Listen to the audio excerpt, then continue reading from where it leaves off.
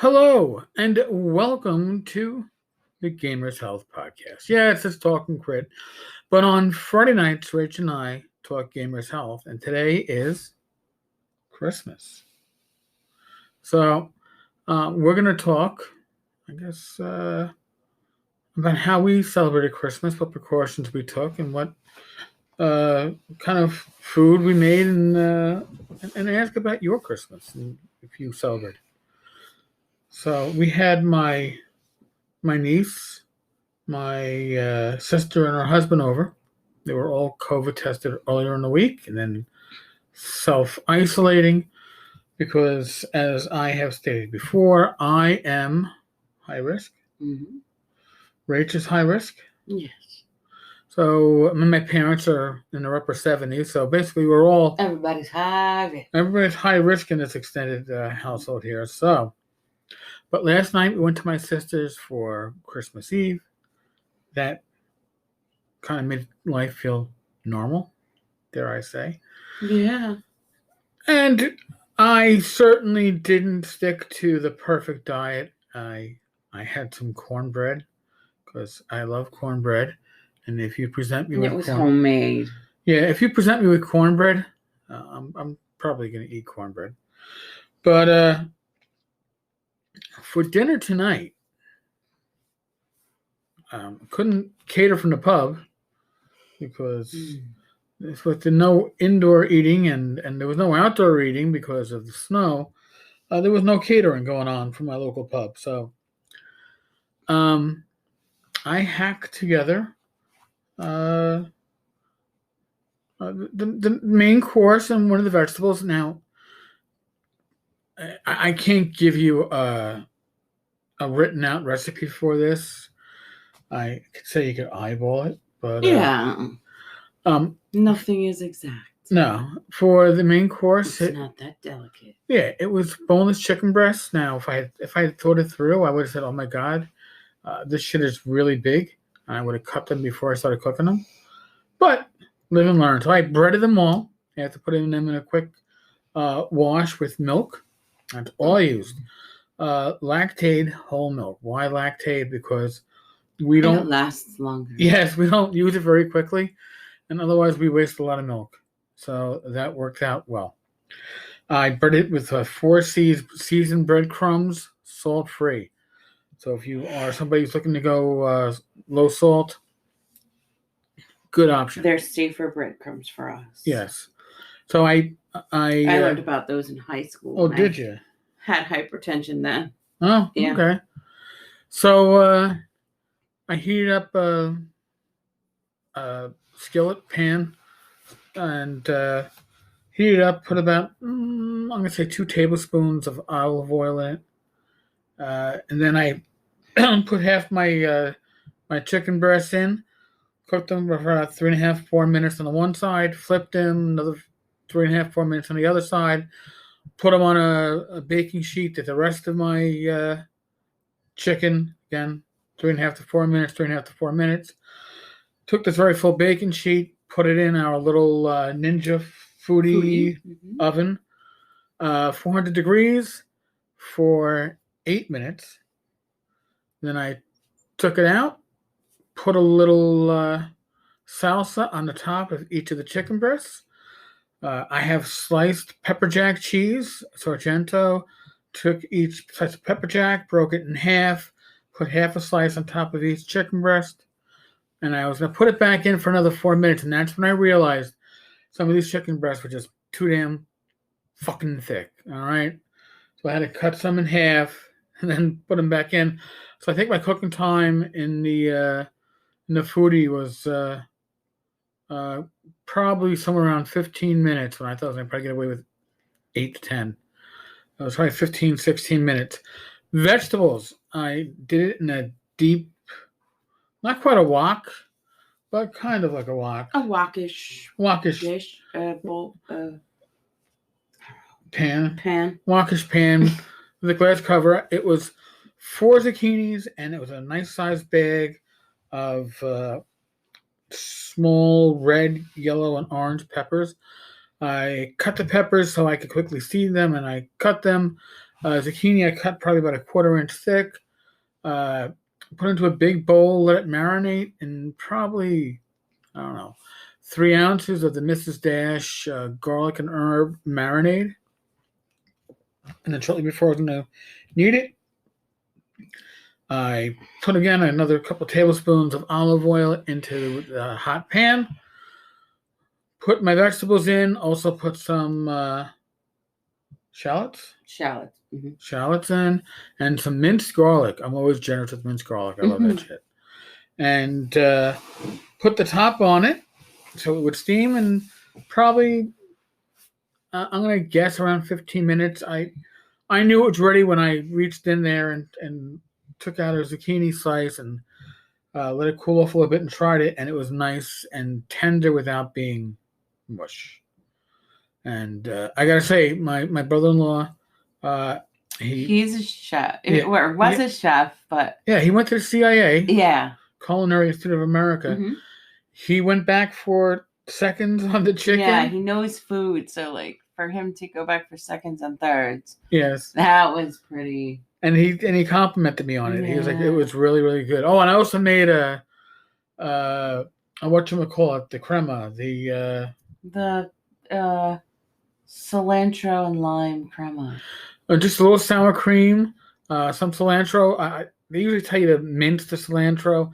I like to strip it from its stalks and tear it by finger. That's what I do with my food too. I think that it allows the flavor to travel and disperse into whatever you're mixing it into pretty effectively, while not overpowering. I generally don't like cilantro, but in the crema with sour cream and some lime juice, it was spot on top of the chicken. Damn good. And we made the same cake that we made for Thanksgiving. Yes. Even better this time. It was Swerve, right? Mm-hmm. Yeah. Swerve. It was a Swerve chocolate cake. This time I used parchment paper to line the pan. Sprayed it down real quick with olive oil. Put in the parchment paper with the olive oil. Let it kind of conform. And it came spot on. Duncan Hines, sugar-free chocolate frosting. Again, I really think it is decadent. It definitely is. So that's, and my mother made some vegetables, and whenever we were snacking ahead of time, I pretty much avoided the snacking except for some cheese and a tomato and mozzarella salad my mother had made to go along with dinner, because I know my blood sugar will spike if I start having crackers and potato chips. And the potato chips on top of it are highly salted. And I just didn't want to walk down that path. I was better today than I was yesterday at my sister's house. At Nat's, my sister's house for Christmas Eve dinner, I wasn't as good. But now... That was bad both days. Oh, well, you're allowed to be, Rach. I'd love... It wasn't that bad, but bad. You know, like, I had cheese and crackers and, what do you call it? Chips and dip. Didn't really have any motivation to have, like, the tortillas and the salsa, you know? Right. Well, my brother-in-law had a low-carb wine. Yeah, this was pretty amazing. I have a couple of pictures of it in my phone. I can't remember the name of it, but it's a wine. He had 3 different grape varieties. One was like a Pinot Noir. One was a Chardonnay. The other one was a Cabernet Sauvignon. And they were all really nice. Yeah, I drank them all. Not all whole bottle, but I sampled. Yes. But kind of stuck more to the white. But the interesting thing about these is that they're like organic. They're, I guess, low carb. They are low carb. It's Life Vine. Life Vine. Okay. And they have like trees and like vines, and like they form the image of people in different yoga poses. So thought that was cool. The Chardonnay had so many crow pose. I love that pose. Yeah. And we got a different. I got a different set of white and red wine from my brother-in-law for Christmas. That is also again low carb. Yeah, the one is a white sparkling wine for New Year's. Oh, okay. So I mean, there are options. Of later on tonight, I'll be recording a live stream with Joe the lawyer. I'll be definitely trying the red low carb wine. Okay. I have found because now that I have my Freestyle Libre 2 and I get a constant glucose reading, I'm not sticking my finger 4 times a day anymore. I can read my blood sugar and I can accurately see that red wine, a glass or two of red wine at night, will lower my blood sugar. It is remarkable how it does that. Now, I suspected that before. But I Yeah, wasn't- because you knew like how you'd feel after. Right, but I wasn't going to be sticking my finger 6, 7 times a day, multiple times at night, just to see how the red wine was affecting it. But now with the Freestyle Libre 2, that's the sensor that you have the patch that makes you think you're a smoker trying to quit, but you're not. Uh-huh. And the sensor lasts for 2 weeks. 2 weeks before you have to swap it out. So it's a good deal. If you're a diabetic, type 1 or type 2, and you haven't tried it yet, maybe you should talk to your doctor, your endocrinologist, and see if your insurance will cover it, because it's certainly a blessing in my humble opinion. But this is Christmas, okay? It's been a hell of a year. That's part of the reason why Rach and I do these Gamers Health podcasts. Is quite frankly, earlier in this year, I didn't know what my odds were to actually see Christmas 2020. And here I am. I'm talking to you about not just our health, but the fact that I cooked Christmas dinner and dessert. Yes, and even I don't know, 6 months ago, would we have known that you would have been able to cook a Christmas dinner? I don't think I had the skills 6 months ago to cook a Christmas dinner, nor the confidence to do so. Part of that confidence has come, and this is not a sponsored podcast. I'm not making no money from this. I've been using Home Chef, which is one of those home delivery services where Rach and I get dinners for 2-3 nights a week, and they give we choose low carb or low salt option. Well, low carb, the low salt. Low-cal. A lot of times with the seasonings they give you, I take a sniff, I open it up, take a sniff, and then I find the equivalent I have, which I'm pretty good at. Some of it does include salt. Yeah, you're right. We really cut out. Yes, I'm a big proponent of cutting. When they say add a dash of salt, it's like, yeah, it ain't happening. Doesn't need to happen. But Home Chef has given me not just an expansion upon what it is that I can make, but what it is that I never would prior have thought to make for a meal, like the crema. And like from last week, we got extra cilantro. I don't use as much cilantro as they give us. So I'm holding some back for Christmas dinner. So I've really enjoyed Home Chef. It's generally it's about $10 a meal. Considering the fact that we haven't been eating out, that's great. And you know what? Between now and when this horrible world of COVID starts to return to something that resembles normality, and I can go back to shopping in a supermarket, I'll be able to make these meals for half the price or less. Right? Right now, you're actually paying for the convenience of somebody pre-sorting the chicken for you, portioning stuff out, cutting certain stuff. I'm already planning things out in my head that when we can go back to shopping in a supermarket in person, I will pull 2 or 3 or 4 recipes out for the week and have them interconnect. So I can go, all right, well, I can bulk buy my chicken because I'll have chicken in my 3 meals and what else. Well, maybe two of the recipes will share the same vegetable or the main vegetable. So you can do these things and save prep time and save money. So it isn't as hard as one might think it could be. In addition to that, on whatchamacallit, on Wednesday on the Talking Crit live stream, Bad Mike and I had Mike and Liz Stewart on as guests, and I didn't realize, but they've been doing low carb diet for about 2 years now. Wow. Yeah, it really shocked me too.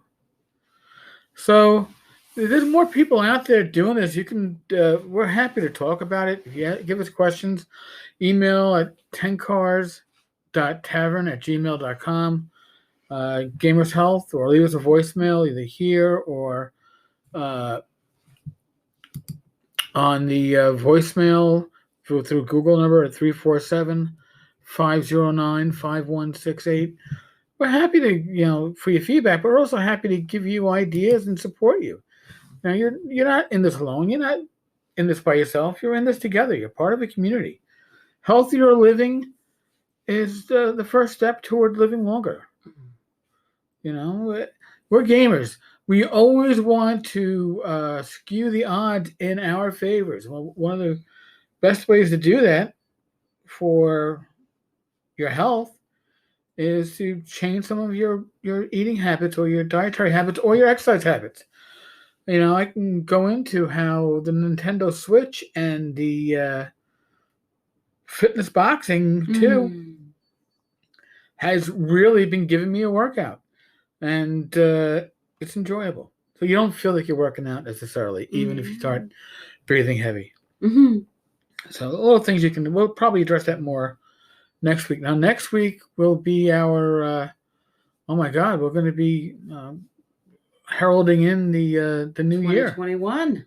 So, yeah, holy crap, holy, right? So, folks, neither H nor I are medical professionals, but we are going to ask you to use your common sense. Common sense in the world of COVID. So take precautions, common sense precautions, because if you don't take care of yourself, you can't take care of others. Really. If I wasn't taking care of myself, I wouldn't have been making dinner tonight. Yeah. And if we go back to, 8 months ago, I might not have been going down for a Christmas dinner. Walking up those stairs might have been an act that would have been. I know, Rach. Scary shit. It is. Take care of yourself, folks. Okay, that's the biggest thing that either one of us can say to you. Take care of yourself. Be safe. Be well. God bless. It's Christmas Day. Whether you are a Christian, a Jew, a Muslim, a Buddhist, a pagan, it is a high holy season for many religions. Yes. It's the winter solstice era. Turning darkness, like finding the light in the darkness. Yeah. So, whatever your belief system is, I wish you the very best as we start closing out 2020 and start moving to 2021. All right. And may the powers that be bless you and those that you love. On that note, for those that are going to hear this tonight, 10 p.m. Eastern, Joe the Lawyer and myself, Iron Rations. Find us on YouTube.com/Eric Tenkar, ERIK TENKAR. If you listen in, please subscribe to the channel. We'd love to have you back frequently. Joe and I will be doing this every other week. All right, folks. On that note, we are out of here. Laters. Bye.